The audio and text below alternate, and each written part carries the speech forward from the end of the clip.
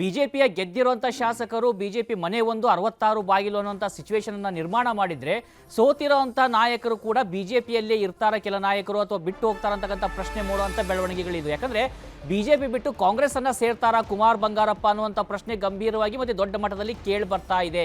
ಬಿಜೆಪಿಯಿಂದ ದೂರ ಉಳಿದ್ರ ಕಾಂಗ್ರೆಸ್ ಸೇರ್ಪಡೆಯ ಸುಳಿವು ಕೂಡ ಕೊಟ್ಟಿಲ್ಲ ಸೋಷಿಯಲ್ ಮೀಡಿಯಾದಲ್ಲಿ. ಆದರೆ ಬಿಜೆಪಿಯಿಂದ ದೂರ ಉಳಿದಿದ್ದಾರೆ. ಬಿಜೆಪಿ ಲೋಗ ಮಾಯ ಆಗಿದೆ ಅವರ ಎಲ್ಲ ಸೋಷಿಯಲ್ ಮೀಡಿಯಾದ ಅಕೌಂಟ್ನಲ್ಲಿ. ಹೀಗಾಗಿ ಸಹಜವಾಗಿ ಇರುತ್ತಾ ಪ್ರಶ್ನೆ, ಅವರು ಬಿಜೆಪಿಯಿಂದ ಆಚೆ ಬರ್ತಾರ, ಬಿಜೆಪಿಯಿಂದ ಆಚೆ ಬರೋದಾದ್ರೆ ಕಾಂಗ್ರೆಸ್ ಅನ್ನ ಸೇರ್ತಾರ, ಕಾಂಗ್ರೆಸ್ ಅನ್ನ ಸೇರೋದಾದ್ರೆ ಅವರ ಸಹೋದರ ಮಧು ಬಂಗಾರಪ್ಪ ಅದಕ್ಕೆ ಒಂದು ದಾರಿಯನ್ನ ಮಾಡಿಕೊಡ್ತಾರ ಅಂತಕ್ಕಂಥ ಪ್ರಶ್ನೆಗಳು ಇರುವಂಥದ್ದು. ಈ ಒಂದು ಪ್ರಶ್ನೆಯನ್ನ ಇಟ್ಕೊಂಡು ನೋಡಿದಾಗ ಮಧು, ಸಹೋದರರ ಸವಾಲು ಒಂದು ಕಡೆ, ಮತ್ತೊಂದು ಕಡೆಯಿಂದ ಪಕ್ಷ ಯಾವ್ದು ಗೆಲ್ಲುತ್ತೆ? ನೋಡಿ, ಸಹೋದರರ ಸವಾಲು ಮೊದಲಿಂದ ಇರುವಂಥದ್ದು. ಮತ್ತು ಇವರು ಆ ಕಡೆಯಿಂದ ಈ ಕಡೆ Congress to BJP, BJP Congress ಹೊಸದೇನಲ್ಲ, ಅಲ್ಲಿಂದನೇ ಬಂದಿರುವಂಥದ್ದು, ಅಲ್ಲೂ ಕೂಡ ಇದ್ರು, ಅದು ಬೇರೆ ಪ್ರಶ್ನೆ. ಆದರೆ ಈಗ ಗೆಲುವಿನ ಈಕ್ವೇಷನ್ ಅಂತ ಕನ್ಸಿಡರೇಷನ್ ಅಂತ ಬಂದಂಥ ಸಂದರ್ಭದಲ್ಲಿ ಎಲ್ಲರನ್ನೂ ಕೂಡ ಅಂದರೆ ಸಿದ್ದರಾಮಯ್ಯ, ಡಿ ಕೆ ಶಿವಕುಮಾರ್ ಅಂತಹ ಏನು ಹಾರ್ಟ್ ಚೇರಲ್ಲಿ ಏನು ಅದರ ಸುತ್ತ ಮ್ಯೂಸಿಕಲ್ ಚೇರ್ ನಡೀತಾರೋ ಅಂಥ ನಾಯಕರುಗಳನ್ನೇ ಕೋರ್ಡಿನೇಟ್ ಮಾಡಿದ್ದೀವಿ ಅನ್ನೋದಾದರೆ ಇಂಥ ನಾಯಕರುಗಳನ್ನ ಕೂಡ ಕೋರ್ಡಿನೇಟ್ ಮಾಡಬೇಕಾಗತ್ತೆ. ಗೆಲುವಂದೇ ಮಾನದಂಡ ಆಗೋದಾದರೆ ಪ್ರತಿಯೊಂದು ಸೀಟ್ ಕೂಡ ಮುಖ್ಯ ಅಂತ ಕನ್ಸಿಡರ್ ಮಾಡಿ ಶಿವಮೊಗ್ಗದಲ್ಲೂ ಕೂಡ ಕಾಂಗ್ರೆಸ್ ಅಭ್ಯರ್ಥಿಯನ್ನು ಗೆಲ್ಲಿಸ್ಕೊಬೇಕು. ಏನು ಅಪವಾದ ಇದೆ, ವಿಜೇಂದ್ರ ಅವರಿಗೋಸ್ಕರ ಏನು ಅಲ್ಲಿ ಹೊಂದಾಣಿಕೆ ಆಯಿತು ಕಾಂಗ್ರೆಸ್ ಕಡೆಯಿಂದ, ಆ ಒಂದು ಅಪವಾದದಿಂದ ಮುಕ್ತ ಆಗಬೇಕು ಅಂದರೆ ಲೋಕಸಭೆಯಲ್ಲಿ ಏನು ಬೌನ್ಸ್ ಬ್ಯಾಕ್ ಮಾಡಬೇಕು ಅನ್ನೋ ಒಂದು ಕಾರಣ ಏನಾದರೂ ಇದೆ. ಮತ್ತು ಡಿ ಕೆ ಶಿವಕುಮಾರ್ ಅವ್ರಿಗೂ ಕೂಡ ವೈಯಕ್ತಿಕವಾಗಿ ಒಂದು ಪ್ಯಾನ್ ಕರ್ನಾಟಕ ಒಂದು ಏನು ಸ್ಪೋರ್ಟ್ಸ್ಮ್ಯಾನ್ಶಿಪ್ಪನ್ನು ಇನ್ ಟರ್ಮ್ಸ್ ಆಫ್ ಪೊಲಿಟಿಕಲ್ ಗೇಮಲ್ಲಿ ವಿಂಗ್ಸನ್ನು ಎಕ್ಸ್ಪ್ಯಾಂಡ್ ಮಾಡ್ಕೊಬೇಕು ಅಂದರೆ ಖಂಡಿತ ಶಿವಮೊಗ್ಗ ಕೂಡ ಟಾರ್ಗೆಟ್ ಆಗುತ್ತೆ. ಸೊ ಈ ಹಿನ್ನೆಲೆಯಲ್ಲಿ ಅಂಥದ್ದೊಂದು ಜಲಪ್ ಮಾಡುವಂಥ ಪ್ರಯತ್ನಗಳು ನಡೀತಾ ಇರ್ಬೋದು. ಅದಕ್ಕೆ ಪೂರಕವಾಗಿ ಇವರು ಲೋಗೋವನ್ನು ಮಾಯ ಮಾಡ್ಕೊಂಡಿರೋದು. ಅಕಸ್ಮಾತ್ ಪಕ್ಷದಲ್ಲೇ ಇದ್ದರೆ ಸೋಲು ಗೆಲುವು ಸಹಜ. ಪಕ್ಷದಲ್ಲಿ ಸೋತಿರುವಂಥ ನಾಯಕರುಗಳು ಈಗಲೂ ಕೂಡ ಜನಸಂಪರ್ಕ ಸಭೆಗಳನ್ನು ಮಾಡ್ತಾ ಇದ್ದಾರೆ, ಅಲ್ಲಲ್ಲಿ ಬೆಂಬಲಿಗರ ಮನೆಗಳಿಗೆ ಸಾವು ನೋವು ಮದುವೆ ಮುಂಜೆ ಅಂತ ಹೋಗ್ತಾ ಇದ್ದಾರೆ. ಆದರೆ ಇವರು ಲೋಗೋವನ್ನೇ ಮಾಯ ಮಾಡ್ಕೊಂಡಿದ್ದಾರೆ, ಸಹಜವಾಗಿ ಅನುಮಾನ ಬರುತ್ತೆ.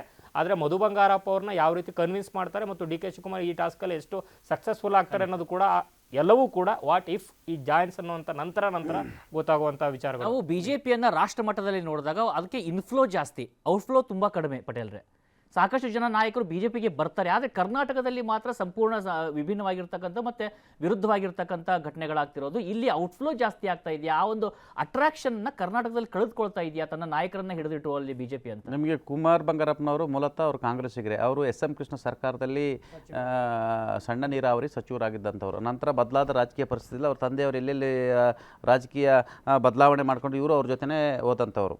ನಂತರ ಎಲ್ಲ ಒಂದು ಕಡೆ ಅವರಿಗೆ ಅವಕಾಶಗಳು ಕಡಿಮೆ ಆಯಿತು ಮತ್ತು ಗೆಲ್ಲಿಲ್ಲ. ಹಾಗಾಗಿ ಅವರು ಕಾಂಗ್ರೆಸ್ಸಿಂದ ಬಿಟ್ಟು ಯಡಿಯೂರಪ್ಪನವ್ರನ್ನ BJP ಕರೆತಂದು ಅವ್ರನ್ನ MLA ಕೂಡ ಮಾಡಿದರು. ನಂತರ ಎಲ್ಲ ಒಂದು ಕಡೆ ಯಡಿಯೂರಪ್ಪನವ್ರ ಜೊತೆ ಅಷ್ಟೊಂದು ಸಂಬಂಧ ಚೆನ್ನಾಗಿಲ್ಲ ಅನ್ನೋದು, ರಾಜಕೀಯ ಸಂಬಂಧ ಚೆನ್ನಾಗಿಲ್ಲ ಅನ್ನೋದು ಅದು ಬೇರೆ ಬೇರೆ ಕಾರಣಕ್ಕಾಗಿ. ಆದರೆ ಇವರು ಕುಮಾರ್ ಬಂಗಾರಪ್ಪನ ಕರೆತರೋ ವಿಚಾರದಲ್ಲಿ ಎಲ್ಲ ಒಂದು ಕಡೆ ಸಿದ್ದರಾಮಯ್ಯವ್ರಿಗೂ ಆಸಕ್ತಿ ಇದೆ, ಡಿ ಕೆ ಶಿವಕುಮಾರ್ಗೂ ಆಸಕ್ತಿ ಇದೆ. ಆದರೆ ಮಧು ಬಂಗಾರಪ್ಪನವರು ವಿರೋಧವನ್ನು ವ್ಯಕ್ತಪಡಿಸ್ತಿದ್ದಾರೆ. ಯಾಕಂತ ಹೇಳಿದ್ರೆ ಅವ್ರಿಗೂ ದಾಯಾದಿ ಕಲಹ, ಈ ದಾಯಾದಿ ಕಲಹದ ಕಾರಣಕ್ಕೆ ಕುಮಾರ್ ಬಂಗಾರಪ್ಪನವರು ಯಾವ ಕಾರಣಕ್ಕೂ ಕಾಂಗ್ರೆಸ್ಗೆ ಬರಬಾರ್ದು. ಈಗಾಗಲೇ ಮಧು ಬಂಗಾರಪ್ಪನವರು ಸುರ್ಜೇವಾಲ್ಗೆ ಈ ವಿಚಾರದಲ್ಲಿ ನಿಮಗೆ ನಾನು ಬೇಕಾ ಅಥವಾ ಕುಮಾರ್ ಬಂಗಾರಪ್ಪ ಬೇಕಾ ಅನ್ನೋದು ನೀವು ಡಿಸೈಡ್ ಮಾಡಿ, ನಾನು ಬೇಕಂತ ಹೇಳಿದ್ರೆ ಅವ್ರನ್ನ ತಗೊಳ್ಬೇಡಿ, ಅವರೇ ಬೇಕು ಅಂತ ಹೇಳಿದ್ರೆ ನಾನು ಬೇಡ ಅಂತ ಡಿಸೈಡ್ ಮಾಡಿ ಅನ್ನೋ ಮುಖಾಂತರ ಈಗಾಗಲೇ ಸುರ್ಜೇವಾಲ್ರವರಿಗೆ ಇಂಡೈರೆಕ್ಟ್ಲಿ ಅವ್ರು ಬಂದರೆ ಬೇರೆ ರೀತಿ ರಾಜಕಾರಣ ಆಗುತ್ತೆ ಅನ್ನೋದು ಕೂಡ ಅನ್ನೋ ಒಂದು ಮೆಸೇಜನ್ನು ಪಾಸ್ ಮಾಡಿದ್ದಾರೆ.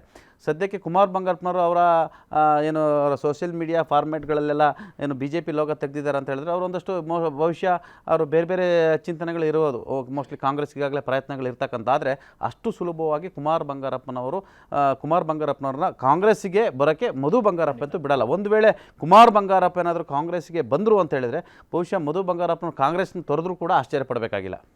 ಕನ್ನಡಿಗರ ಮೆಚ್ಚಿನ ನಿಮ್ಮ ನ್ಯೂಸ್ 18 ಕನ್ನಡ ಈಗ ವಾಟ್ಸ್ಆಪ್ನಲ್ಲಿಯೂ ಲಭ್ಯ. ಕರ್ನಾಟಕ ಮತ್ತು ದೇಶ ವಿದೇಶದ 360 ಡಿಗ್ರಿ ಸುದ್ದಿ ವಿವರವನ್ನ ನೀವು ನಿಮ್ಮ ಕೈ ಬೆರಳುಗಳಲ್ಲಿಯೇ ಪಡೆಯೋದಿಕ್ಕೆ ಈ QR ಕೋಡ್ ಅನ್ನ ಸ್ಕ್ಯಾನ್ ಮಾಡಿ. ನಮ್ಮ ಚಾನೆಲ್ ಅನ್ನ ಫಾಲೋ ಮಾಡಿ, ನೋಟಿಫಿಕೇಶನ್ ಆನ್ ಮಾಡಿ.